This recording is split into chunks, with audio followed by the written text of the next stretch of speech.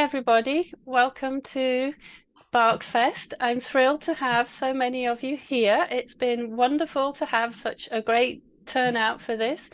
BarkFest is the book festival for animal lovers, and today we're joined by Jean Donaldson, who is an absolute legend. So it's no surprise that so many of you have signed up for this.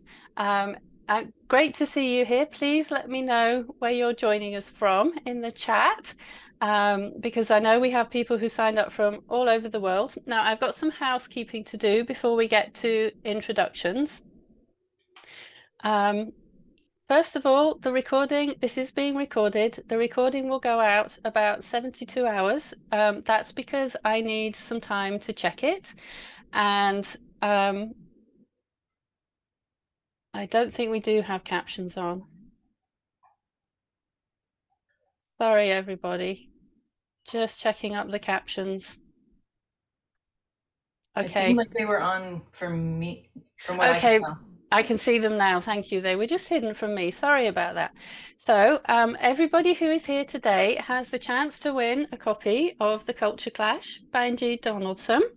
And they also have a chance to win a copy of Bark, which is my new book, Bark, The Science of Helping Your Anxious, Fearful, or Reactive Dog, which is out on the 1st of October. And I will do the draw for that at the end of this session.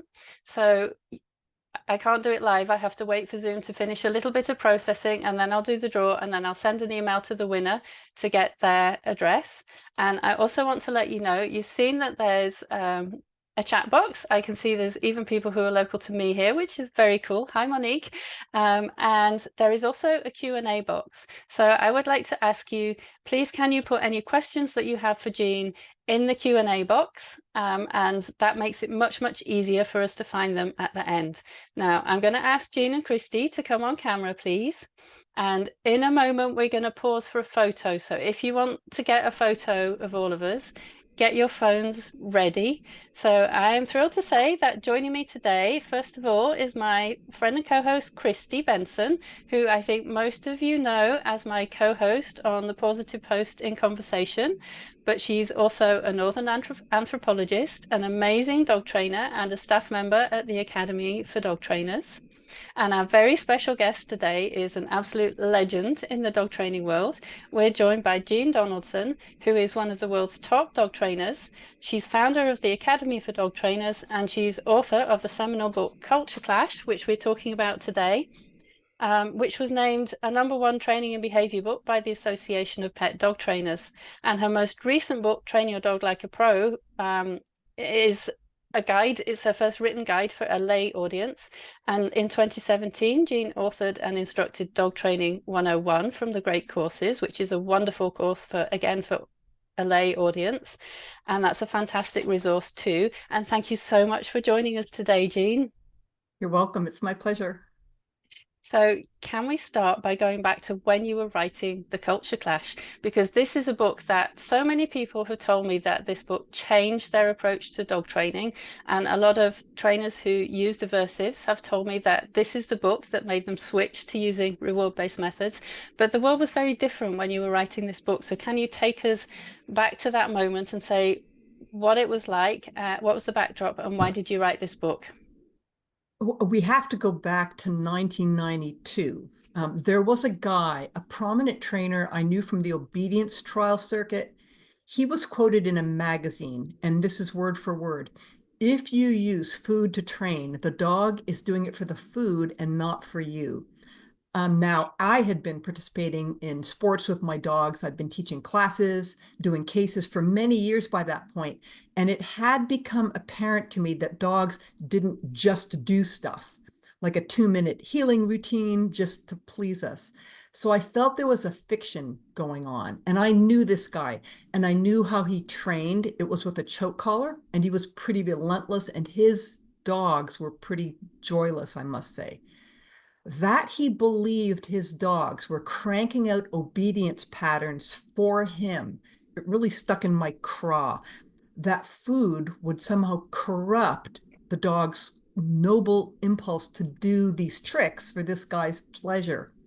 And that this sort of invented platonic dog who wasn't just bonded to people and didn't just love us, but who could be solely motivated by our happiness was in fact being basically tortured by pain and strangulation devices to maintain this illusion.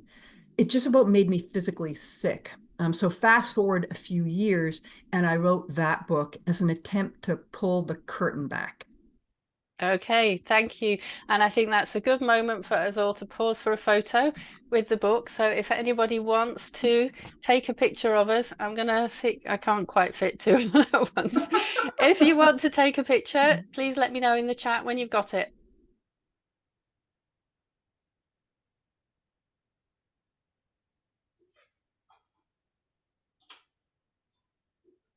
Awesome. Thank you. And if you didn't get it, you'll be able to get it from the recording. Anyway, okay, over to you, Christy. Okay, so Jean, at the beginning of Culture Clash, which was, I know this isn't part of our script, but I just wanted to say, I was one of the people who I felt like my mind was really cranked open when I read this book. Not only was it just like such good information, and it made so much sense to me as someone who, I was a social scientist. And so I appreciated the fact that it made sense instead of it just being, I had probably read like 50 dog books by that point, and I was just constantly judging myself. Like, why can't I make my dogs do what they say I should be able to do in these books, right? I was like confused and kind of like down on myself. And then I read this book and I was just like, oh, it was kind of like this big relief. It makes sense. It gives us a path forward, so it was a really important book for me too. So you start this book, The Culture Clash, by talking about this Disneyfication of dogs. And do you think that's still an issue today? I would say much less now. There are definitely whiffs of it in the force training crowd when they pour scorn on food. So they might use words like dependence on the food and so on. All behavior depends on outcomes, and the stuff we want dogs to do is often, as we often say in applied behavior, expensive behavior. There's always motivation. The only difference is how upfront we are about it. Yeah, sure. Okay. And so a while ago, the Academy created the Transparency Challenge, which was shared all over the place, and it's calling on dog trainers to be more transparent about their methods. So, as you just said, it depends on changing behavior, depends on something. So, can you tell us about those questions that you set up in the Transparency Challenge and why they're so important? The idea behind them is consumer protection. So the three questions are these. What will happen to my dog when she gets it right? What will happen to her when she gets it wrong? Are there any less invasive alternatives to what you propose? So this is our questions that the public should pose to dog trainers. Basically, it's about informed consent. In more recent years, as training without aversives has caught on, those who are dependent on aversives are resorting to murkier and murkier language in their marketing materials to conceal what they're actually doing. So you'll see weaselly words like natural or leadership or energy and so on. The questions are designed to get concrete about how the trainer is planning to motivate your dog. What events in the physical world are going to happen when the dog gets it wrong, most specifically? And some trainer says, well, there's just going to be leadership. Yeah. I don't know if you can hear Apricot. He is Totally. He's Yes, like, hey, people have been asking for a kitty introduction if that's possible because they can hear him. They want an introduction to Apricot? Yeah. Okay, this is Apricot. Oh. I think we can say that Apricot approves Jean's message. We don't know that. I think that's what the meows mean. He approves. He's very happy to hear Jean's voice again. He also wants to know about transparency, Jean. So he asks, lack of transparency is a real issue for ordinary dog guardians. And I know that was part of the reason why you came up with the 3-question challenge. So as well as asking those 3 questions, what do you think dog guardians should do to protect themselves from aversive trainers? Because they are, like you said, I think they've painted themselves into a corner. They're starting to use other language, so what can someone do without getting a PhD essentially in how the dog professional world is working? Yeah, I would say don't be cowed or bullied by these people. If they say to you that your dog, quote unquote, has to be corrected, or that electric shock doesn't actually hurt, or that it's just a tap on the shoulder, run away. There are better alternatives. If your dog comes back from a board and train or something worse than he was, or now he is afraid on top of being worse, report that trainer. Report them to whatever organization they belong to, write a review, tell others on social media. It's not okay. It's malpractice. It's not your fault. It's the trainer. And if it's really egregious, I would even say call a lawyer. Yeah, I think that's good advice. And many people call in a dog trainer precisely because they are struggling with their dog's behavior, and some behavior issues can be very difficult for ordinary people to deal with. So, aside from finding a good trainer, which, as we know, is tricky because of that murky language, what other advice do you have for someone who is struggling with their dog's behavior? Know that our technology now is better than it ever has been. And so they should try and find a certified non-aversive behavior practitioner.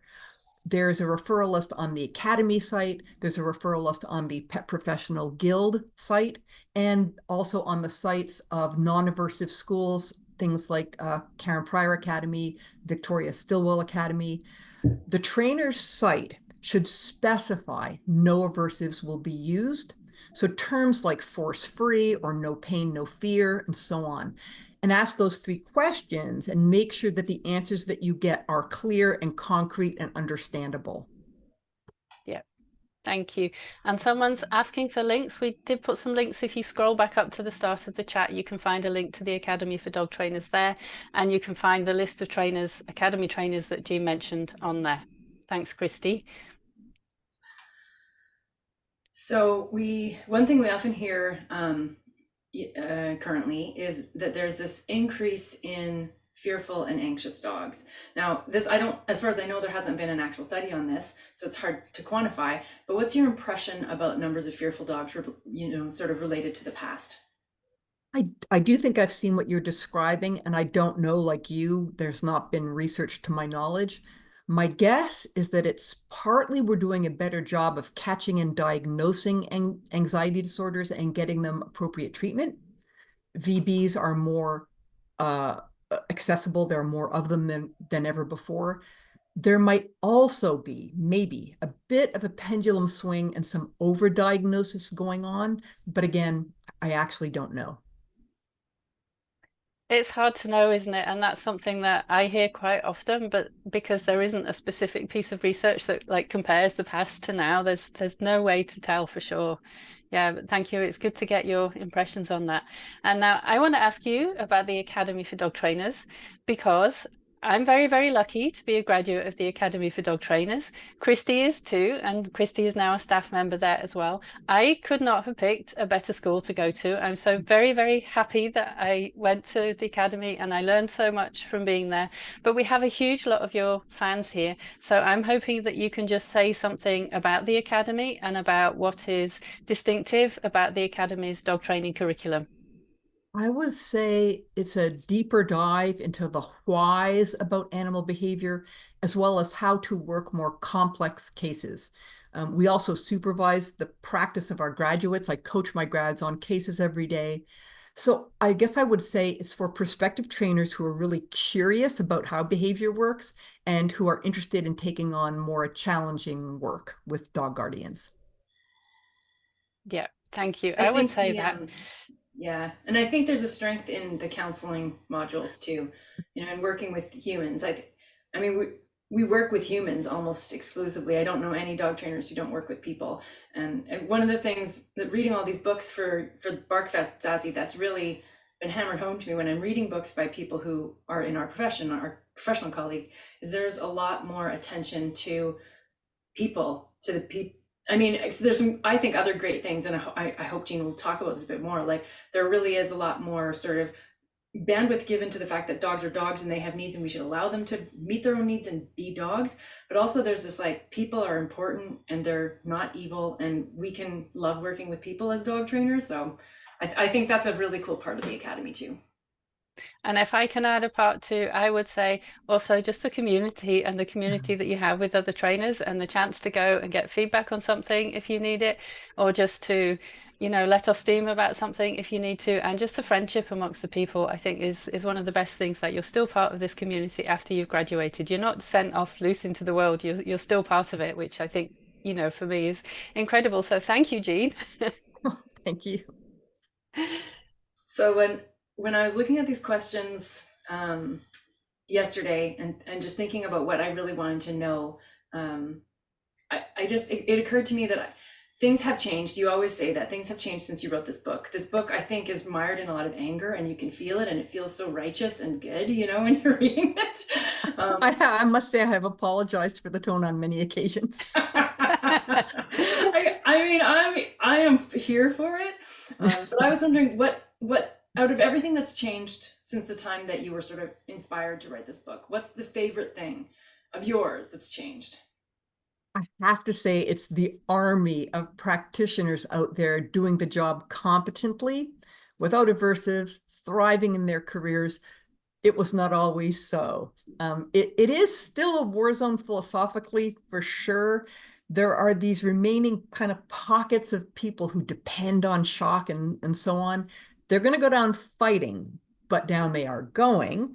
This is 2024. It's not 1992 or in 96 when I wrote the book. It's not then anymore. Yeah, and I think that applies to the tone too, because it was needed, absolutely needed then. Maybe.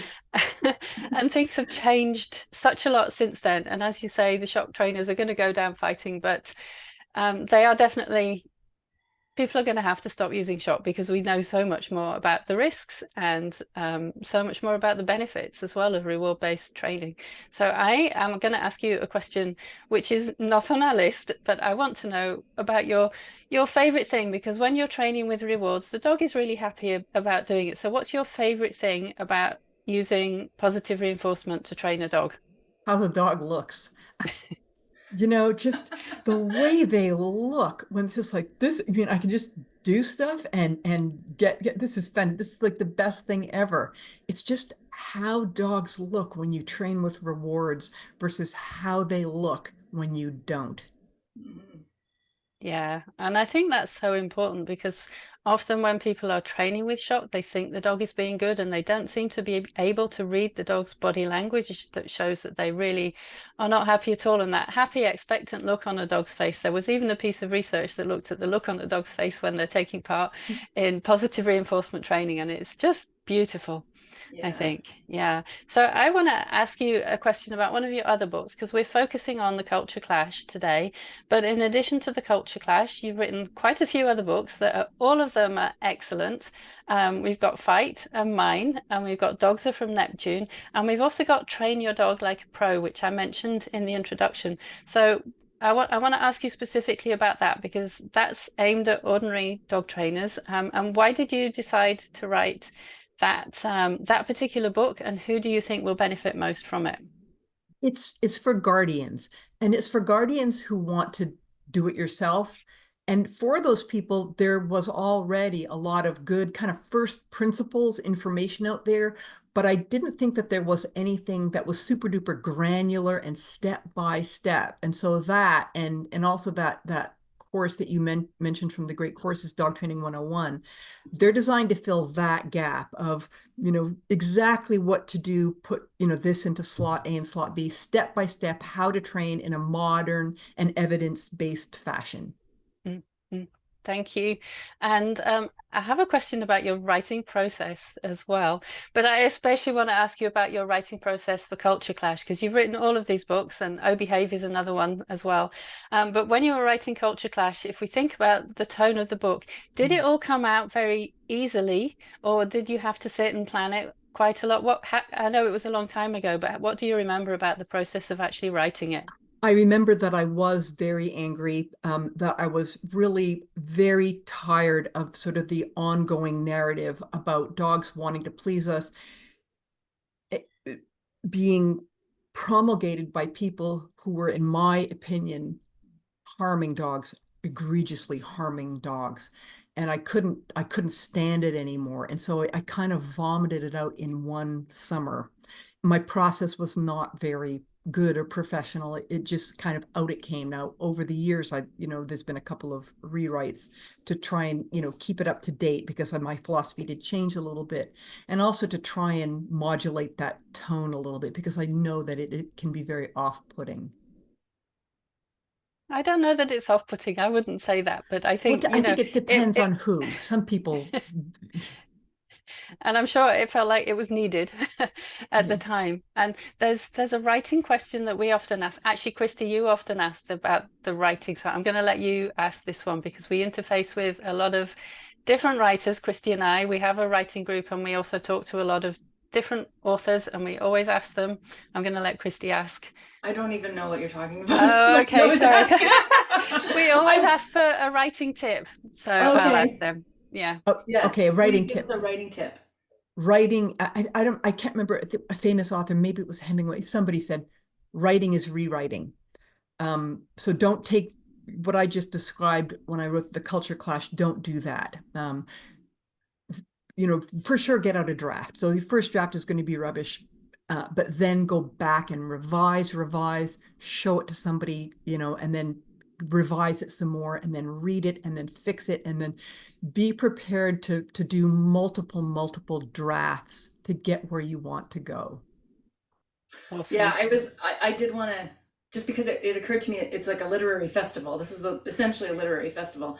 And I think talking about writing is so important because writing is a really important way that dog trainers interact with potential audiences. And I was wondering, like, are you just like a skilled word crafter, or did you have No, classes on writing, or because no, you're a no. great author, you're a very readable author. So Oh, where did that thank come you. from? Yeah. Well, I appreciate that very much, but I don't consider myself in that echelon. I mean, there are people in that echelon. I am I'm a compulsive rewriter, so I have over the years become very much about honing things down and getting things tighter.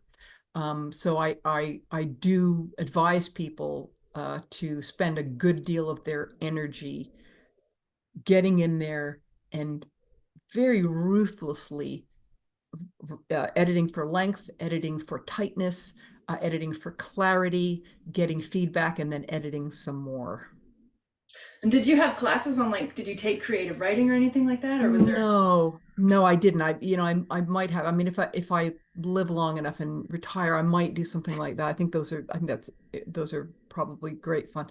I did not. I think one thing that might have helped is I read a lot, and I think reading helps a lot, just sort of passively with ability to write, maybe. Mhm. Yeah. Yeah. And I think also it helps with understanding, like when we're talking about communicating with ordinary people about dog training, I think having done all of that reading helps you to explain things better. And I absolutely would put you in that echelon of writers, by the way. I think you're a wonderful writer. So Thank you. that's why we're so thrilled to have you here. And I wanted to ask, you said one of your favorite things that has changed, and we talked about also how there are more people using positive reinforcement. And you said there are so many people doing this. And obviously, The Culture Clash as a book has been one of those things that's been instrumental in causing change. And I refer to all the people who tell me that it's changed how they approach training dogs. But we're part of a wider culture as well. So, what other things do you think have helped to change the culture towards more people using reward-based training methods? That's a great question.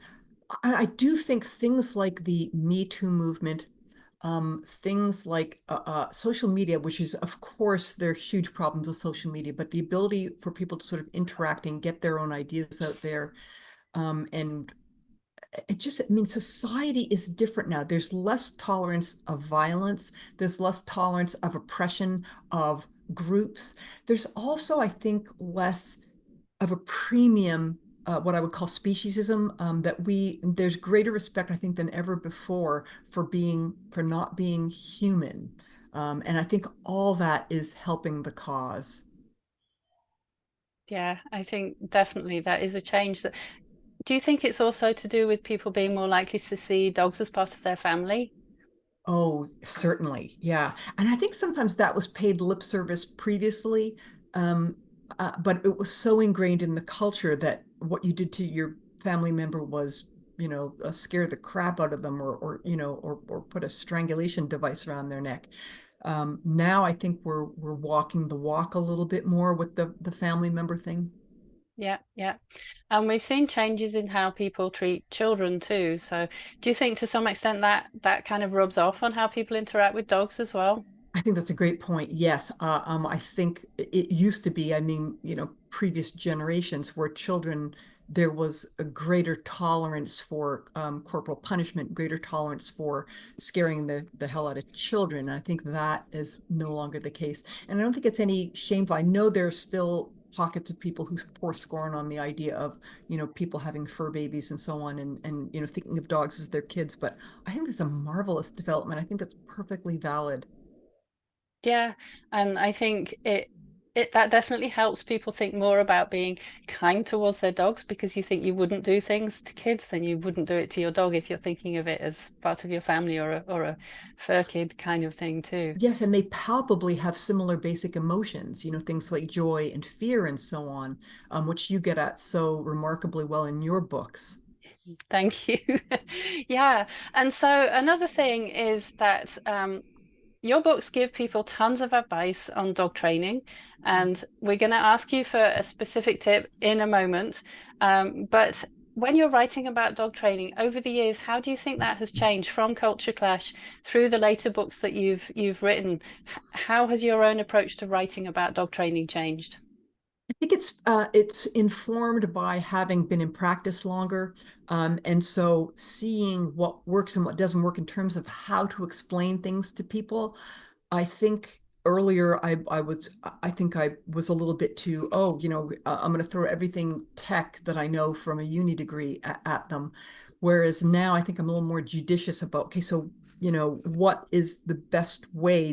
People have very limited bandwidth in our society, and they might love their dog to pieces, but giving them extraneous information that they don't need, or homework or assignments, or that they don't actually need, I think is a poor practice. And so I think I've gotten a little bit better at, smart bombs, if you will, targeting the information a little bit better. And that's a huge part, I think, of good counseling. And I think it's a huge part of good writing about dog behavior and training. I think that's one of the things I love about your books is that they're so clear in the message that you get across. You can tell that you spent a lot of time thinking about the best way to get the message across, and I think that makes it resonate so much more with readers, and that's why all of your books have been so popular. One of the reasons why they've been so popular and so successful. So I have a couple more questions for you, but I'm going to pause for a moment, and I think people are going to be really happy to hear you read from the Culture Clash. So I know you've prepared a section for us, and I'm just going to go off video while you read from the book, and Christy will do the same, and we would love to hear you read your section Shall I of shall I Culture stay on Clash. shall I stay You on stay on video? Oh, video okay. and do your reading, please. Thank Okay. you. Let's examine our penchant for inflating the importance of intelligence and language in determining the worth of living beings. Psychologist Steven Pinker has noted that little money has been thrown at and no films made on the search for extraterrestrial marsupialism, or for that matter, any other adaptation organisms have evolved or might evolve to make a living. We're looking for extraterrestrial intelligence. Nobody stops to think that this is evidence of a bias. So while intelligence is one strategy to gain evolutionary foothold, it is the only one we feel is worth searching outer space for. The jury is even out on whether our strategy will help us go the distance long-term survival-wise. Pinker says, quote, "Though language is a magnificent ability unique to Homo sapiens among living species, it does not call for sequestering the study of humans from the domain of biology. For a magnificent ability unique to a particular living species is far from unique in the animal kingdom. Some kinds of bats home in on flying insects using Doppler sonar. Some kinds of migratory birds navigate thousands of miles by calibrating the position of the constellations against the time of day and year. In nature's talent show, we are simply a species of primate with our own act, a knack for communicating information about who did what to whom by modulating the sounds we make when we exhale. Language Instinct, 1994. We all, publicly at least, denounce discrimination based on race, sex, age, or body size, but the tyranny of brain power remains and is ever so subtle. There are few more egregious insults than to call someone stupid. Ponder for a minute how you would feel about using rats in experiments to test drugs if it were discovered that rats are sophisticated, pacifist, psychic beings with IQs greater than the average human. If we still somehow had the might to perpetrate anything we wanted on them, it would raise insurmountable moral questions because our internal justification for using them has less to do with our might than the fact that, well, they're not very smart, are they?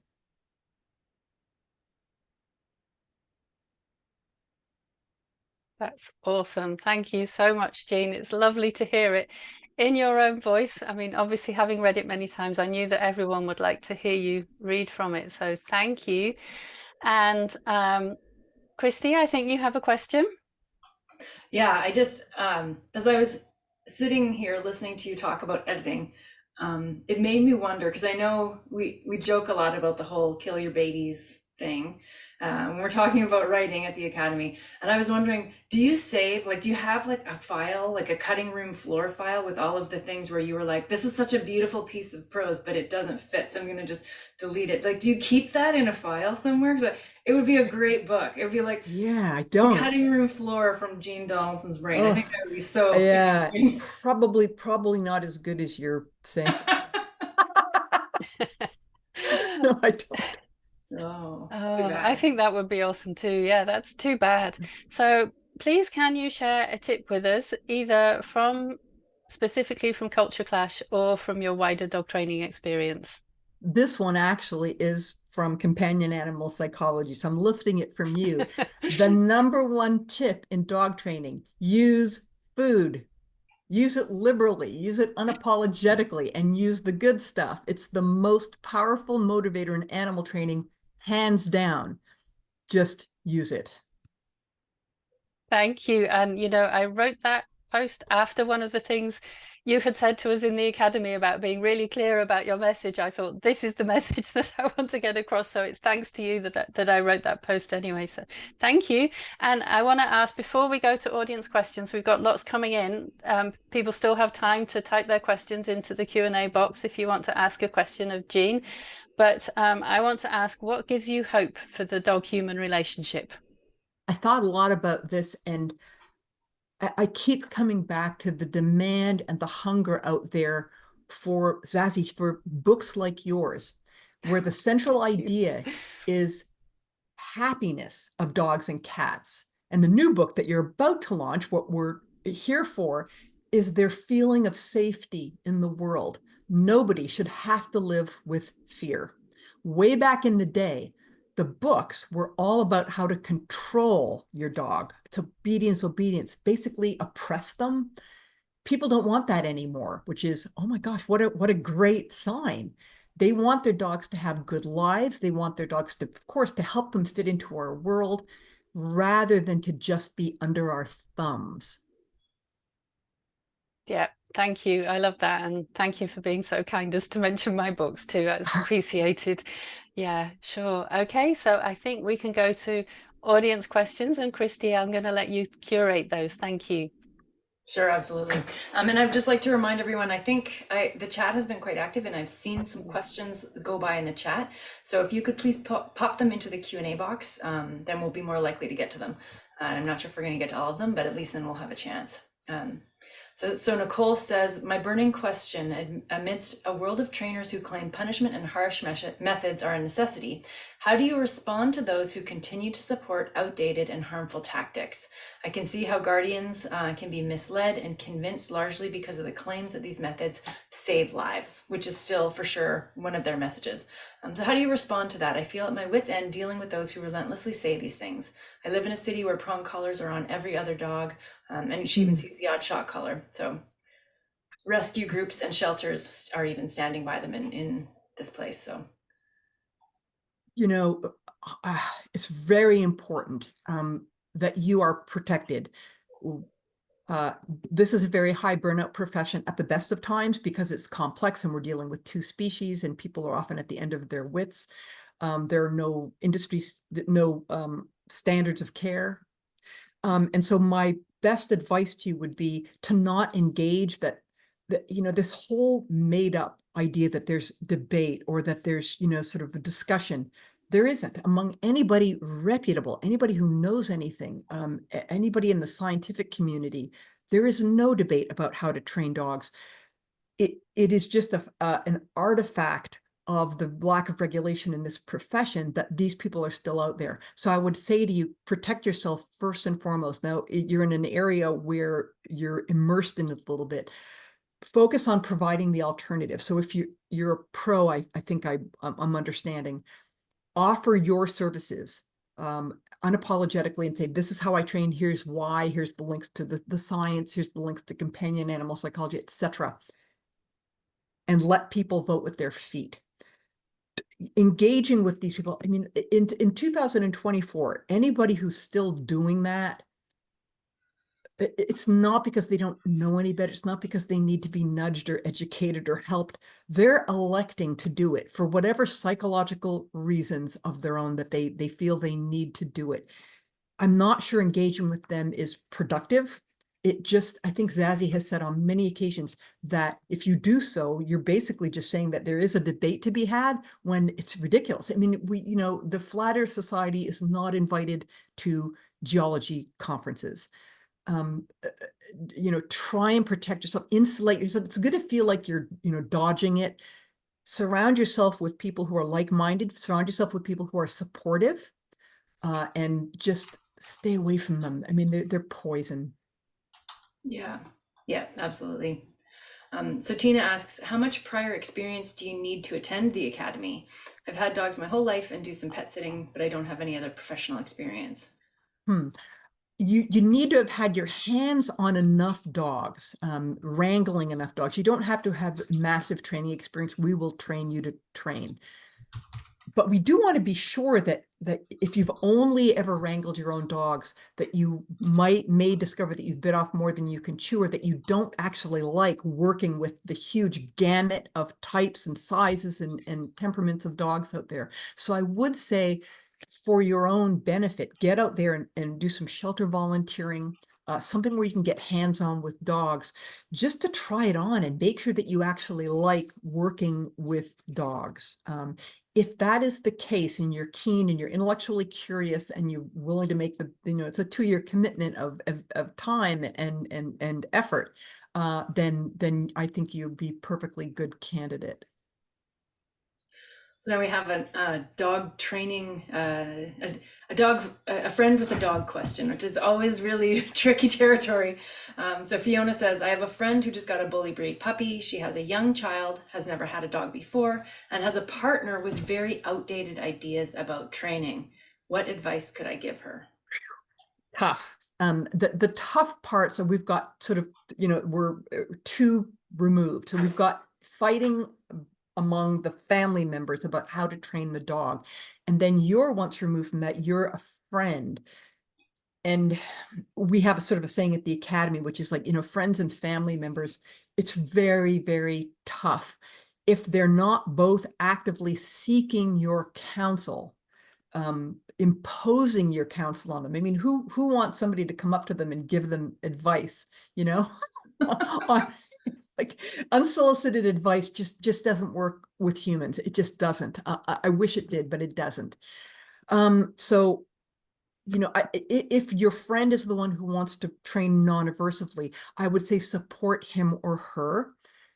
And if they want a referral to a trainer or a behavior practitioner, get them a referral so that somebody's coming in as an outside professional, so that if the partner who is more committed to aversive means, there may be a better chance of winning them over if it's somebody they've paid for and is a professional. And the other thing is that you're going to burn out, you know, especially if you're going to be pro bono trying to help somebody who doesn't want your help. I mean, I know that's a tough message and it's not the answer you probably wanted, but it's the path of madness otherwise. Absolutely. Yeah. Um, Another dog training question. Paula asks, when you live in a big city and have a reactive, anxious pup, how do you engage them in paying attention to you rather than all the things happening around them? Sometimes I find that even having treats at hand isn't enough. Right. So reactive and anxious dogs who are possibly agoraphobic in big city centers is a really tough one. If it's a very young puppy, there's a lot to be said for sort of, I would call it aggressive socialization. If it's no longer a puppy who's in the sensitive period, so basically past 12 weeks of age, then you're stuck. Then we're looking at strategies to minimize the dog becoming worse with repeated exposure and rehearsal of what they've been doing. Sometimes people resort to things like walking the dog at times of day when there's less stimuli driving the dog places, alternative forms of enrichment that don't involve that, so that you can then in a more incremental manner practice the skills that the dog needs. It might be a differential reinforcement of paying attention to you. It might be Pavlovian conditioning, teaching the dog that sights and sounds or dogs or what have you is a good thing, but doing it in the incremental fashion that we know is going to work, and avoiding exposure at a level that the dog can't do, basically administering the grade 7 quiz to the grade 4 student and they flunk. And so if you are not a pro yourself, I would encourage you to find somebody who is a pro, because they're going to have all those tricks up their sleeve in very concrete fashion. Right. Yeah. I'm always surprised at just how, I guess I shouldn't be, but how useful dog professionals are. Dog guardians just don't think of all the things that, we literally went to school to help you reorganize your life to help your dog, Right. Yeah. So Andrea asks, have you seen a supreme favorite in food rewards among dogs? I'm asking for a 5-pound friend. I have a couple of go-tos. I'm a Pecorino Romano girl. I mean, I think it's sort of underrated. You can use extremely small pieces. It's not very fatty, so it tends not to give GI upset. Very tasty. I've yet to have a dog who's not wild for it. It's not that expensive. It's easy to cut into small pieces because it's a relatively hard cheese. That and boiled chicken. So for dogs who might have sensitive stomachs, so you want something that's super duper high value, but is not going to give the dog loose stools. Roast or boiled chicken with the skin off is good. So those are my two big go-tos. Nice. Do you have a good answer for trainers who say that dogs need to know there are consequences for disobedience? So the spare the rod kind of thing, I think. If somebody really wants to hurt dogs to train them and they don't get it, and they don't, and it's in them that they do this, and they make excuses for it, and my best advice would be if you could encourage them into, and I'm not saying this facetiously at all, some sort of psychological counseling to get to the bottom of why, in light of the plethora of research that you don't have to do it, the side effect profile of using stuff like food, which is 100% positive side effect profile, and the side effect profile of using aversives, which is 100% fear, anxiety, bad stuff. Somebody still wants to do that. It's hard to have an answer for that. You really have to ask, what's going on there? There's something in that person. It's no longer technical. It's no longer just a philosophy. There's something psychological. Yeah. I often think like typically we're talking about adult organisms working with other adult organisms. Like imagine if my boss treated me, when I made a mistake, if my boss treated me the way that some people treat their dogs. Right. And you're my boss, and just applying electrical I wouldn't shocks. fly. yeah, applying electrical shocks to your coworkers, or to your kid, it's absurd. So Sue asks, how do I tell the difference between whether my dog is anxious or reactive on leash, or just a terrier? Now, when you say just a terrier, I'm going to unpack that as barrier frustration, meaning the dog just wants to go and make contact and now, as opposed to just a terrier pugnacious and I want to go and just, rumble. But by the way, I would probably put that in with the dog is maybe a little bit anxious. It's hard to tell. If somebody says they can tell by eyeballing it, I'm very impressed because I can't. So history generally is your friend. So how is the dog off leash among other dogs if it's reactive to humans? How is the dog when there's not the barrier components, when there's not a leash present? And that often will point you in the direction of whether or not the dog is just frustrated, which is, one thing, or is like wants the stimulus to go away. Because if you think about it, those are opposite motivations. One is I want contact now, and the other one is, whoa, you're freaking me out, get further away. They're opposite. And so it is important to tease that apart. And again, if you're not sure and the history's not, giving you the clues, a good practitioner might be able to unpack that for you more than I can here. Perfect. Yeah, I know we're getting close to the end here, but we've got an interesting question from Cheryl. She says, I am a cab and I'm a much better behaviorist than trainer. I follow many professional trainers and I try and learn as much as possible, which is so cool. So the disconnect between some of the professional trainers who are vocal on social media can be discouraging. Do you want to jump in on that one, Jean? What are your thoughts? I don't know what to do about these people. I mean, I wish I had the answer. I would say the most important thing is for you are a good, you're one of the good guys. You're out there, you're well trained.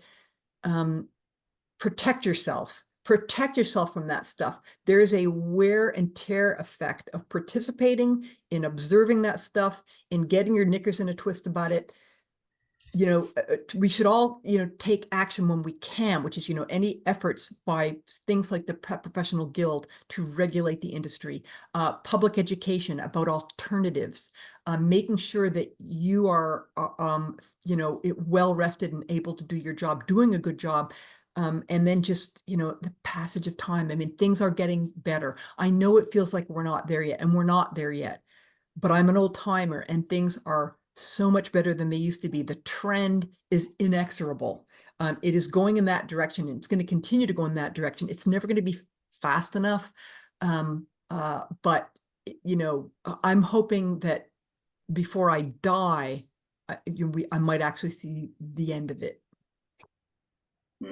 Yeah, nice. So there's a question about positive methods for sheep herding, and I would just sort of maybe punt that to our colleague Emily Priestley at Wellness Yes. Heart to give her a Google. Yeah. Then we have Her a book is question. called, or she has a book called Urban Sheepdog. Yeah. So for Catherine, Catherine asks, is it reasonable to assume that guardians will recognize the right and wrong answers to the transparency questions? I've seen some recommendations urging people to ask these questions without providing any guidance as to what the answers should be. Well, I mean, to play devil's advocate, the right answer is the one that you're comfortable with. I mean, in consumer protection questions, if you say, okay, so what are the ingredients on the back of the can of soup? You're comfortable with them or you're not. So if you get the answer that you say, okay, I'm going to be, using a shock collar to apply, some electrical current to your dog. If you're comfortable with that, you're comfortable with it. If you're not, you're not.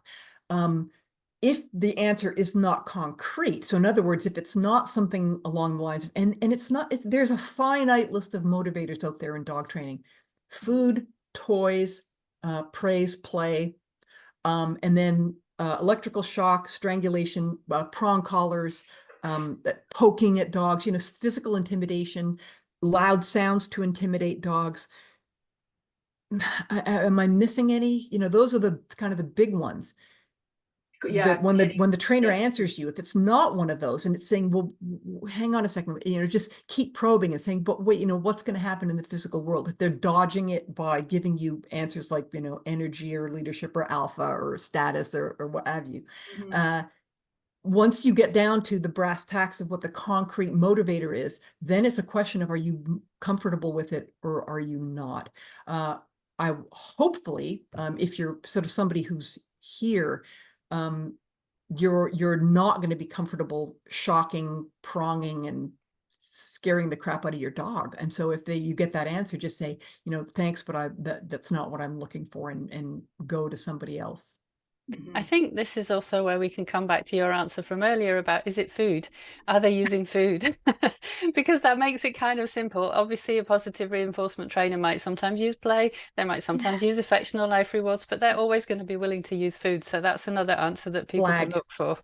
Big flag, yeah. A big flag would be, well, we use food initially in the learning stage, but then we phase it out. Oh, you phase it out to what? Magic? So yeah, that's a great answer, Zazie. And I think it's also reasonable to ask trainers if they use shock collars, because if you get anything other than God no, then they do. Right. I have myself asked other trainers to use shock collars and gotten really like, I use whatever tools the owners wants me to use kind of answers. And I'm like, Yeah, or no. whatever, individual dog. Yeah. The whole, they're all those kinds of dodges. If they want a special kind of collar, huge flag. If they don't want to use food, huge flag. Yeah. So we've got another interesting question from Laura Lay. I have multiple disabilities and so struggle to give treats on time. Would a trainer be able to help shape behaviors and condition my dog so she can pass her canine good citizen? She's a good, smart dog who would be wonderful in service to others. I'm the barrier. What is the organization training type? What organization or training type should I pursue first? And I doubt you're the barrier. There are so many avenues. I'm overwhelmed. Yeah. There are numerous trainers, and trainers who train to the standard of the CGC test. They often will have that on their site. In other words, one of the services they offer. Often they are CGC evaluators. There are classes that are you could take with CGC. There are also trainers who are trained in working with people with physical disabilities. And so they are out there. And depending on where you are geographically, there may or may not be somebody local, but there are increasing numbers of trainers who work remotely, who can work with you on Zoom to tidy up all the things that you have said are an issue. Yeah. What's Veronica Sanchez's organization called? Do you remember? Gosh. There's definitely Yeah. people who are going to have skills, at alternate methods of delivering treats and all that. Yeah. Nina says, I was at a huge dog festival yesterday and always am watching the dogs, but also the interactions on leash between dogs and their people. Most folks, since it was a selected group of the population, most folks were healthily engaged with their dogs, even when they were excited and barking a lot. What's hard for me as someone studying behavior and canine communication is what I see when a dog is trying to communicate to their owner, usually unsuccessfully, and it's really hard to ignore when it's something that's pretty important. So I always wish it were not socially undoable to just subtly point out she wants to point out to people when the dogs are like, get me the heck out of here, is what I'm sort of getting from this question. Do you have any advice that we can make this more bearable? It's tough. Again, it's the unsolicited advice, going up to a stranger and saying, hey, did you know that your driving is crap? Did you know that those pants don't suit you? Did you know? Oh my God, it's just tough. It would be great that, we could do that. I have not had great success with unsolicited advice to people. I would just redouble your efforts to get information out there in the zeitgeist about body language interpretation, about understanding dogs, and people will, you can't make the horse drink. You can only put the water out. I know, again, I wish I had the magic there, but I don't. We have time for a couple more. Jake was asking that his dog is occasionally reactive, and he's found that making her sit and hold eye contact for up to 60 seconds, which is a long time, gets her to focus back and continue the walk peacefully. Is this still too much like positive punishment? Uh, how are you motivating her to make eye contact amid distractions for 60 seconds? That you're doing it is fine. How are you doing it? What is making your dog do this?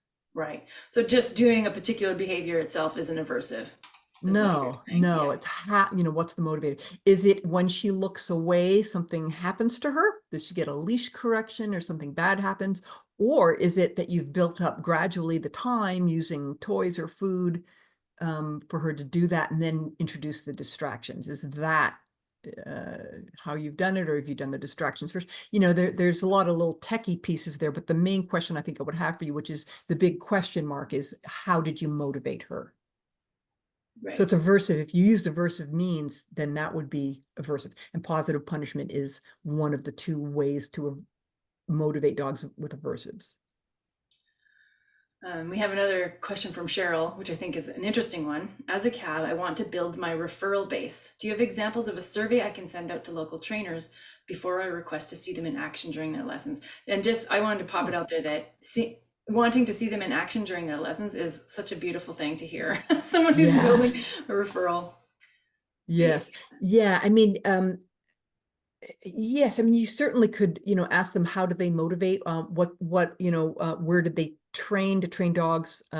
Did they, are they certified by an independent organization? Did they go to a school? If so, where? Those are sort of, those are the big questions. And again, like Christy said, if you watch them in action, you'll get a lot of answers to your question. Yeah. Marissa says, perhaps the perceived increase in anxiety is in part due to the increase in rescue and fewer kill shelters. I have a dog who is in a shelter for the first 3 years of her life. As you know, it is hard to train a dog who is still too anxious to accept food rewards when indoors. So I guess that was just her thoughts on that question. Have you any book suggestions or online training programs to the start at that level?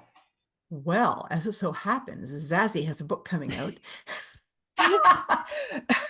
She does. It's called Bark, and it is exactly how to help anxious and fearful dogs. And it's imminent, isn't it, Zazie? I mean, it's like the pre-orders Yes, are my I haven't it's a received it yet, but it's out, isn't it? Or just it's about? available for pre-order now. It will be out on the 1st of October in the US, Canada, Australia, and New Zealand, and on the 17th of October if you're in the UK.